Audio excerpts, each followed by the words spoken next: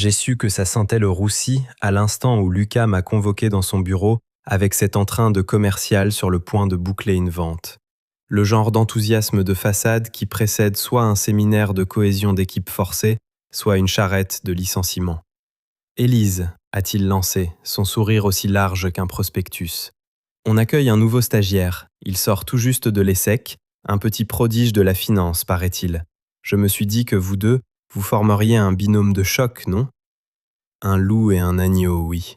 Ça faisait 7 ans que je tenais la conformité paye de cette boîte. J'avais bâti le système actuel de A à Z. Un travail de l'ombre, mais millimétré, étanche. Et maintenant, je devais former le petit prodige, bien sûr. J'avais déjà vu cette manœuvre. Ce n'était pas du mentorat, c'était un remplacement avec le sourire. Pourtant, j'ai joué le jeu.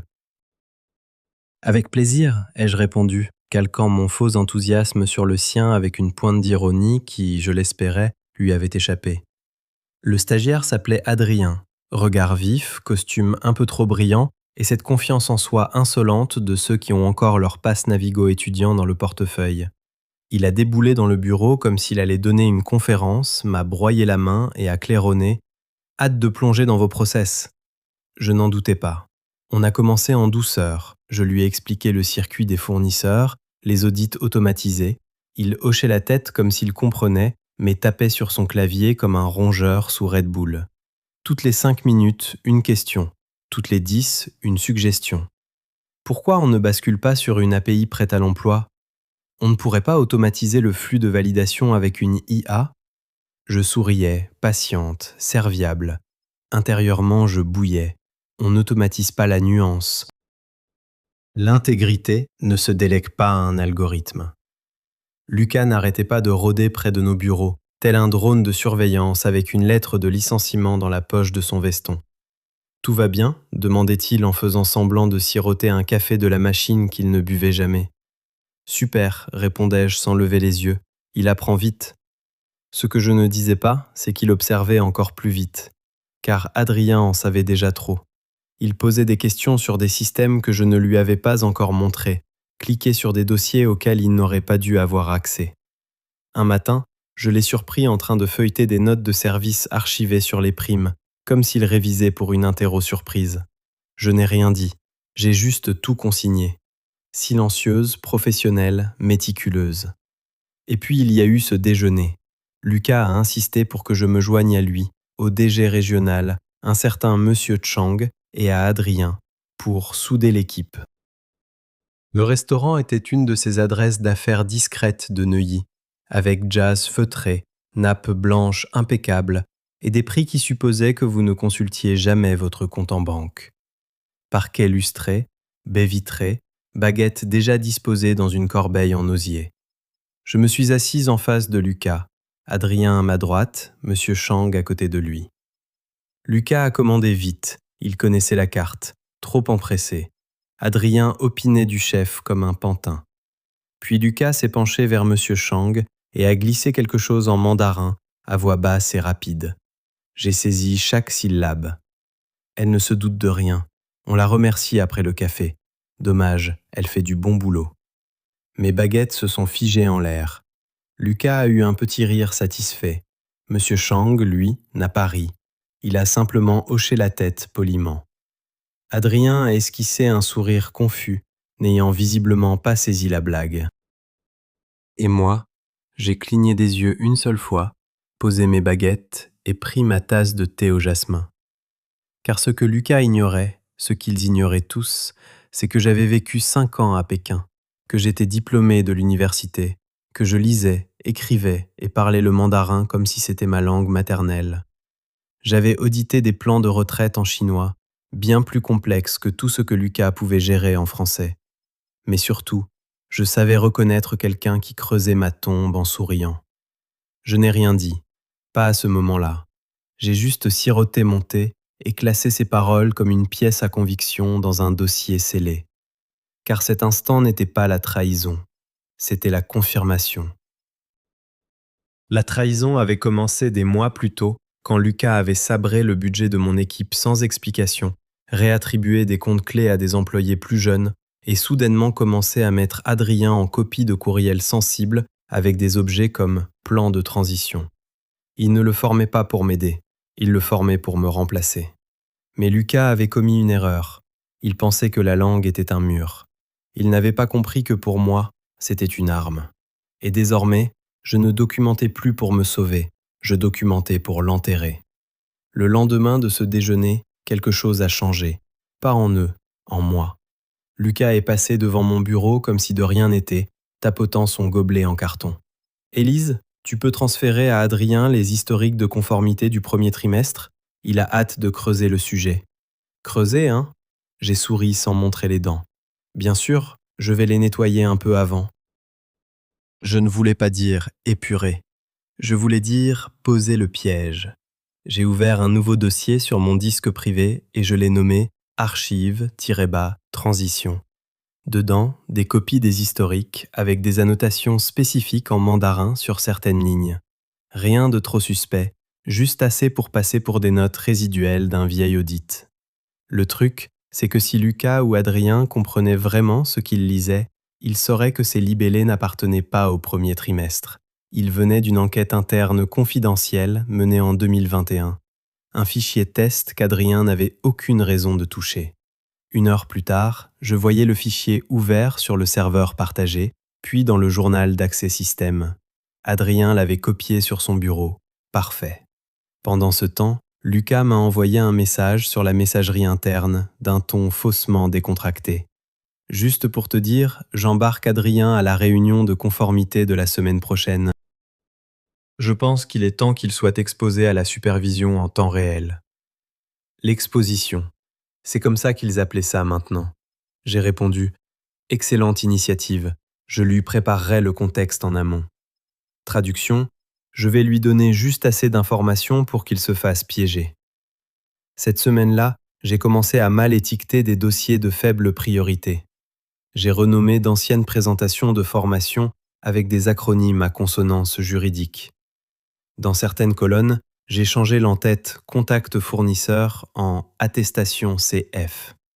Assez banal pour ne pas être remarqué, assez étrange pour faire trébucher quiconque prétendrait savoir de quoi il parle. Et Adrien a trébuché, brutalement. Lors de la réunion du jeudi, quand la directrice juridique a posé une question sur notre dernière vague d'intégration de fournisseurs, Adrien a sauté sur l'occasion. « Eh bien, dit-il avec assurance en consultant sa tablette, d'après l'index des attestations CF, toutes les entrées respectent les seuils LTC pour le 2e trimestre. » Un silence glacial s'est installé. LTC. Ce n'était pas un seuil, c'était un acronyme que j'avais inventé lors d'un test. Limite transitoire comptable. Une blague de 2019. Lucas a cligné des yeux. La directrice juridique a penché la tête. « Et que mesure exactement ce seuil LTC ?» Adrien a bafouillé. L'autorisation du fournisseur pour les plafonds de facturation. » Elle a souri poliment. « Ce terme n'existe pas dans notre système. » Adrien a regardé Lucas. Lucas m'a regardé. J'ai gardé un visage impassible et j'ai bu une gorgée de café. Ça aurait dû être un avertissement, mais Lucas n'était pas du genre à reculer. Il préférait foncer tête baissée. Le lendemain matin, je l'ai senti un peu désespéré. Il m'a appelé dans une petite salle de réunion, son masque de fausse préoccupation mal ajusté sur le visage. « Élise, je voulais juste prendre de tes nouvelles. Tu es un peu silencieuse ces derniers temps. Tout va bien ?» J'ai hoché la tête. « Très bien, je me concentre, c'est tout. » Il s'est penché comme s'il allait me confier un secret d'initié. « Tu sais, Adrien est un peu brut de décoffrage, mais il est vif. Laisse-lui de l'espace pour évoluer, d'accord ? Tu as une mémoire institutionnelle incroyable. Fais juste en sorte que ce soit simple à suivre. Traduction, simplifie tout pour le petit génie, qu'il puisse te voler ton travail plus vite. » J'ai incliné la tête. « Bien sûr, je vais rendre les choses plus faciles. » Il a souri, satisfait, et est sorti comme s'il venait de remporter une victoire. Mais j'avais déjà gagné, car plus tôt ce matin-là, j'avais ajouté un « auditeur silencieux » à notre plateforme de validation de documents. Chaque fichier touché par Adrien transférait désormais une notification automatique à un dossier partagé avec notre équipe d'audit à l'étranger. Et vous vous souvenez de M. Chang, le DG du déjeuner ? Je ne l'avais pas oublié. Il n'avait pas ri à la blague de Lucas. Il avait juste hoché la tête, stoïque, impénétrable. Mais quand je l'avais croisé dans le couloir le lundi suivant, je lui avais fait une très légère inclination de tête et dit doucement en mandarin « Merci pour ce déjeuner, j'y ai beaucoup appris ». Il s'est figé une demi-seconde, puis il a souri, un sourire ni large ni chaleureux, mais affûté, connaisseur. Il savait que j'avais tout compris, et à partir de cet instant, je n'étais plus invisible. À la 3e semaine, Lucas avait cessé de faire semblant. Il ne masquait plus son micromanagement derrière le prétexte du mentorat. Il a commencé à faire ce que les hommes comme lui font toujours quand ils sentent qu'une femme se redresse. Il est devenu plus bruyant, plus arrogant et plus négligent. Il faut juste aller plus vite, a-t-il lâché lors d'une réunion, balayant ma présentation d'un geste de la main comme si elle l'avait personnellement insulté. Les méthodes d'Élise sont rigoureuses, certes, mais on n'a pas besoin d'une conformité plaquée or. Il nous faut de l'agilité. Adrien opinait. Exactement, on pourrait probablement supprimer la moitié du flux de validation sans risque. J'ai scié. Sans risque ? Lucas m'a coupé la parole. Élise, on apprécie tes processus historiques, mais nous nous modernisons. Adrien a discuté avec des partenaires technologiques qui pourraient tout rationaliser. Je l'ai regardé, puis j'ai regardé Adrien, et j'ai prononcé la phrase la plus dangereuse possible, d'un ton calme et sec. Si vous souhaitez restructurer la conformité paix sans la comprendre, il faudra en parler au service juridique. Lucas a eu un sourire en coin. On les mettra dans la boucle quand on sera prêt. C'était l'indice final. Ils n'allaient pas seulement me remplacer, ils allaient détruire ce que j'avais construit. Ils pensaient que la paix, ce n'était que des chiffres. Ils ne voyaient pas les mines réglementaires, les complications fiscales transfrontalières. Une seule erreur, et ce n'est pas une note de service qu'on reçoit, c'est un contrôle de l'URSSAF. Alors je leur ai donné exactement ce qu'ils voulaient.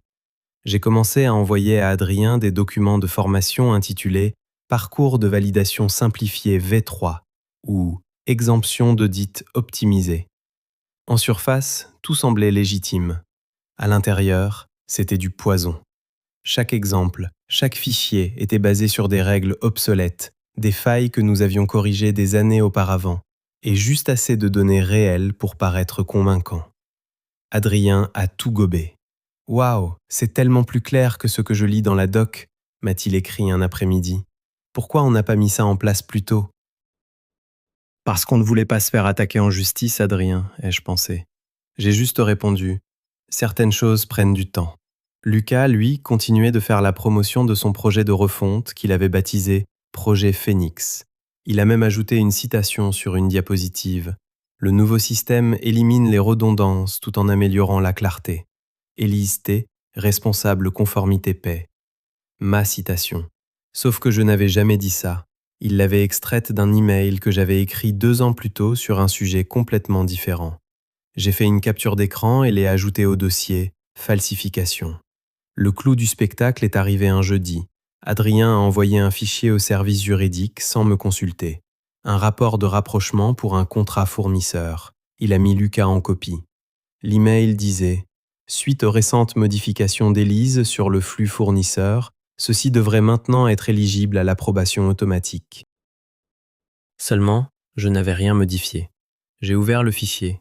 Il avait manuellement ajusté le seuil d'approbation, l'abaissant de 40%. Le fournisseur en question était sur notre liste noire depuis le trimestre précédent. Lentement, délibérément, j'ai commencé à extraire les métadonnées. Adrien n'avait pas seulement envoyé un mauvais fichier, il avait utilisé mon modèle, ma mise en forme, et m'avait cité comme source. Lucas me préparait à porter le chapeau. Alors, j'ai pris une décision. J'ai rédigé un message en mandarin, formel, mesuré. « Monsieur Chang, j'ai identifié plusieurs changements attribués à mon service sans autorisation. Je joins des exemples pour votre examen. Ces documents n'ont pas suivi la procédure de conformité et je crains qu'ils ne soient considérés comme définitifs. Pas d'accusation, pas de drame. Juste une frappe discrète à la bonne porte. » Il a répondu 12 minutes plus tard. « Compris, veuillez continuer à documenter. Nous examinerons cela en interne. C'était tout, un simple feu vert. Quand le silence vient d'en haut, ce n'est pas de l'indifférence, c'est de la stratégie. Qu'au début de la semaine suivante, l'atmosphère au bureau avait changé, tendue. Le genre de tension où les gens se disent bonjour un peu trop vite. Monsieur Chang avait commencé à observer. J'ai déposé une demande d'audit d'accès auprès du service informatique. Simple routine trimestrielle, ai-je dit. En 24 heures, j'avais un rapport détaillant qui avait accédé à quel fichier et quand. Adrien était entré dans l'environnement de test de la paix 3 fois. L'une de ces fois, il avait utilisé un accès administrateur que seules 2 personnes possédaient, moi et Lucas. Sauf que j'avais révoqué mon propre accès 6 mois plus tôt. Lucas l'ignorait. Comment Adrien était-il entré ? Lucas lui avait filé ses propres identifiants. J'ai documenté, puis j'ai téléversé le rapport dans le dossier que j'avais nommé Fraude Phoenix. J'ai ensuite organisé chaque faux email, chaque approbation modifiée, chaque attribution frauduleuse dans un dossier principal. Puis j'ai tout traduit en mandarin, 2 fois. Une version en langage commercial pour Monsieur Chang, une autre en langage juridique pour le siège de Tokyo. J'ai ajouté une seule note. Veuillez examiner. Les divergences entre la politique réelle et sa mise en œuvre pourraient entraîner un risque réputationnel. Je n'ai pas envoyé le dossier à Lucas ni au service juridique. Je l'ai envoyé à Mayu, l'assistante personnelle de Monsieur Chang. La même Mayu qui assistait aux réunions du conseil avec un calme olympien et un esprit plus vif que nous tous réunis. Elle était la personne qui murmurait à l'oreille du DG avant chaque décision. Elle m'a répondu le lendemain matin par 2 mots. Je vois. C'était tout ce dont j'avais besoin. Le vrai changement est survenu le jeudi après-midi. Lucas a présenté ses nouvelles efficacités opérationnelles. Il est entré en retard avec son air suffisant. Nous allons rationaliser le processus d'approbation, a-t-il annoncé en direction d'Adrien. Nous avons testé un prototype grâce au travail formidable d'Adrien et nous commencerons la mise en œuvre au prochain trimestre. Il a fait défiler les diapositives, terminant par une puce qui disait « Élise passera à un rôle de conseil pour la rétention des connaissances ». La rétention des connaissances, comme si j'étais une bibliothèque. Adrien a renchéri. De plus, nous avons déjà déployé la plupart des changements qu'Élise a décrits dans ses notes, donc la passation devrait être fluide. Sauf que je n'avais rien décrit de tout ça. Lucas m'a regardé. Élise, tu as été un grand soutien dans cette transition. Nous te sommes reconnaissants pour ton adaptabilité. L'adaptabilité. Une façon polie de dire « Merci d'avoir formé ton remplaçant, maintenant pars sans faire de vagues ». J'ai souri. Ravi de contribuer. Prévenez-moi quand vous serez prêt pour la note de service de transition officielle. Il a hoché la tête, inconscient de tout. Cette note de service était déjà partie, pas à lui. 2 heures avant cette réunion, un email était parti du siège de Tokyo. Destinataire, nos partenaires d'audit, le service juridique, le conseil d'administration. Objet, irrégularité de conformité en cours d'examen, département paix. En pièces jointes, 3 fichiers. L'audit d'accès avec les dérogations administratives, le rapport montrant les seuils modifiés et une carte d'attribution prouvant que mon nom était associé à des documents que je n'avais jamais touchés. Le tout traduit, horodaté, vérifié. Et en bas, une ligne. Soumis par Élise T, responsable conformité senior, pour examen urgent. Maîtrise du mandarin certifié. Le piège était refermé. L'invitation à la réunion est arrivée tard le dimanche soir. Objet, examen de la paix et réalignement organisationnel. Présence obligatoire. Pas d'ordre du jour. Juste un lien de visioconférence et 2 noms dans le champ de l'expéditeur. Monsieur Chang, Mayu Tanaka. Le lundi matin à 10h01, l'appel a commencé. Monsieur Chang est apparu le premier, calme, impénétrable. Puis Mayu, parfaite comme toujours. Lucas a pris la parole immédiatement, la voix un peu trop forte. Merci d'avoir pris le temps. Je voulais juste m'aligner avec Tokyo sur les changements que nous avons mis en œuvre, notamment dans le cadre de la nouvelle structure Phoenix. Il a partagé son écran, a cliqué sur ses diapositives comme un magicien qui force une carte. Il y avait même une diapositive de remerciement. Rien de tout cela n'aurait été possible sans les efforts fondamentaux d'Élise. Nous sommes fiers de la transition. Mayu s'est penchée en avant. Avant de poursuivre, dit-elle doucement, j'aimerais aborder une préoccupation. Lucas a cligné des yeux. Bien sûr. Mayu a partagé son propre écran. Dossier-fraude-phoenix-complet.zip. Je l'ai reconnu immédiatement. Chaque fichier que j'avais compilé, chaque capture d'écran, chaque traduction. Mais elle n'a rien expliqué. Elle a laissé le silence faire le travail. Clic. Elle a ouvert l'audit d'accès. Clic. Les seuils modifiés. Clic. L'email d'Adrien avec les mots « Suite aux récentes modifications d'Élise ». Elle a zoomé sur l'horodatage, les métadonnées. Lucas s'est raclé la gorge. Je pense qu'il y a eu un malentendu. Ce document n'était pas finalisé. Le brouillon a été distribué au service juridique, a dit Mayu, et à votre fournisseur tiers comme confirmation de conformité. Suggérez-vous que c'était accidentel ? Lucas bégayait. Adrien était blême. Monsieur Chang a enfin parlé. Nous ignorions qu'Élise était en cours de transition. Elle maîtrise le mandarin, n'est-ce pas ? Lucas a dégluti. Oui, je crois qu'elle... Elle a étudié en Chine pendant 5 ans. Elle est titulaire d'une certification en mandarin réglementaire. Le saviez-vous ? Lucas a ouvert la bouche, puis l'a refermée. Mayu a continué, toujours calme. Plusieurs documents de votre proposition Phoenix utilisent le nom d'Élise. Nous avons confirmé que ces attributions sont fausses. Lucas a regardé Adrien. Adrien a pris la parole, la voix tremblante. Lucas m'a dit d'utiliser ce format. Je pensais qu'elle l'avait approuvé. Vous avez falsifié son approbation, a déclaré Mayu. Puis elle s'est tournée vers moi. Élise, avez-vous quelque chose à ajouter ?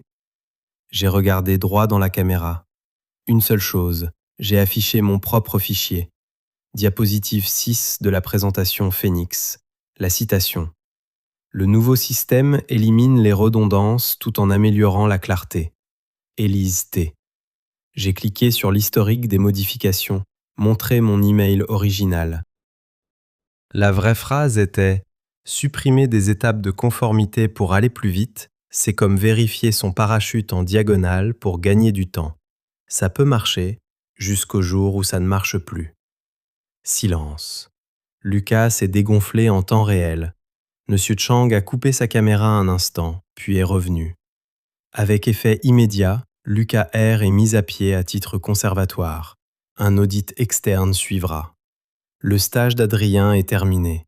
Élise, a-t-il marqué une pause, vous reporterez désormais directement à Tokyo.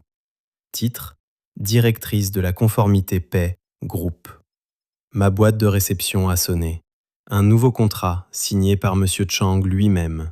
J'ai hoché la tête une fois, toujours sans sourire. Ce n'était pas une fin heureuse, c'était la justice. Lucas a tenté une dernière manœuvre désespérée. J'essayais juste de moderniser, je ne savais pas qu'elle surveillait chaque étape. Je l'ai interrompu. Je ne surveillais pas, j'écoutais. Vous n'avez simplement jamais imaginé que je pouvais vous comprendre.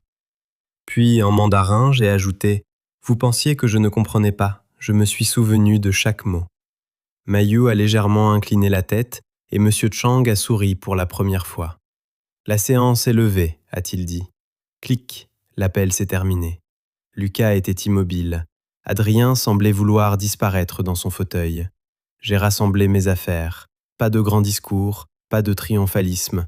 Juste le pouvoir calme, fluide et silencieux. Parce que la vengeance ne crie pas toujours. Parfois, elle parle un mandarin parfait.